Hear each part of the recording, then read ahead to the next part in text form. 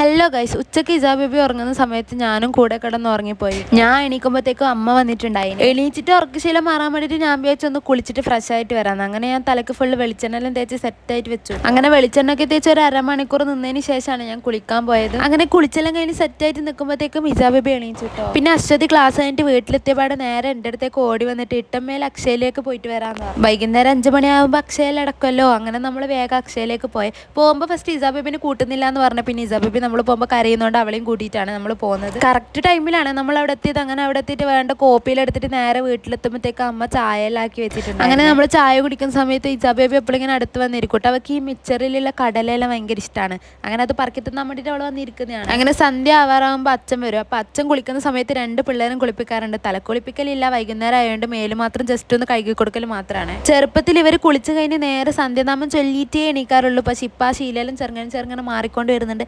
എപ്പോഴൊന്നും സന്ധ്യനാമം ചൊല്ലില്ല കേട്ടോ. അങ്ങനെ പ്രാർത്ഥിച്ച് കഴിഞ്ഞിട്ട് അവൾ ഭസ്മം തൊടാൻ വേണ്ടിയിട്ട് പോകുന്ന കേട്ടോ. അവൾക്ക് മാത്രമല്ല എല്ലാവർക്കും ഭസ്മം എടുക്കുക. അങ്ങനെ എനിക്കും ഭസ്മം തൊട്ടരുന്നാണ്. കറക്റ്റ് സ്ഥലത്ത് തന്നെ ഒരു വള്ളിയും പുള്ളിയും തെറ്റാതെ അവൾ എനിക്ക് ഭസ്മം തൊട്ടരും. ഇപ്പൊ സമയം ഒരു 7 മണിയിലായിട്ടുണ്ട്. ആ ടൈം നമ്മൾ എവിടെയാണ് പോകുന്നതെന്ന് വെച്ചാൽ എൻ്റെ കയ്യിലുണ്ടായ റിംഗ് ലൈറ്റ് എല്ലാം മോശമായി പോയിട്ടോ. അന്ന് ഞാൻ ഓൺലൈനിൽ നിന്നാണ് ഇട്ടാ വാങ്ങിച്ചത്. അത് എനിക്കൊരു ക്വാളിറ്റി ഇല്ലാത്ത ടൈപ്പാണ് കിട്ടിയത്. അപ്പം ഞാൻ വിചാരിച്ച് ഷോപ്പിൽ പോയിട്ട് തന്നെ വാങ്ങിച്ചിട്ട് വരാം. ഇവിടെ കാണുന്ന ഈ റിംഗ് ലൈറ്റ് എനിക്ക് നല്ലോണം ഇഷ്ടപ്പെട്ടിന് കേട്ടോ. കാണാൻ നല്ല വലിപ്പമുണ്ട്, അതുപോലെ നല്ല ക്വാളിറ്റിയാണ്, അതുപോലെ തന്നെ നല്ല റേറ്റും ഉണ്ട് കേട്ടോ. പലതരം കളേഴ്സ് ഇതിൽ അവൈലബിൾ ആണ്. എനിക്കിത് കണ്ടപാടെ നല്ലോണം ഇഷ്ടമായി കേട്ടോ. പക്ഷേ ഈ ഒരു സ്റ്റോക്ക് ഇവിടെ ഉണ്ടായിട്ടുള്ളൂ, വേറെ സ്റ്റോക്ക് ഇല്ല. അങ്ങനെ ഓർഡർ കൊടുത്ത 2 ദിവസത്തിനുള്ളിൽ കിട്ടുന്നിട്ട് നമ്മൾ ഓർഡറെല്ലാം കൊടുത്തിട്ട് വന്നു കേട്ടോ. എവിടെ പോയാലും ഇസാ ബേബിന്റെ കുസൃതി ഇല്ലാണ്ട് നിൽക്കൂല കേട്ടോ. പിന്നെ ഏട്ടൻ അവിടെ നിന്ന് ഒരു കുഞ്ഞ് സൗണ്ട് ബോക്സ് നോക്കിയത് മാത്രമാണ് വാങ്ങിച്ചിട്ടില്ല കേട്ടോ.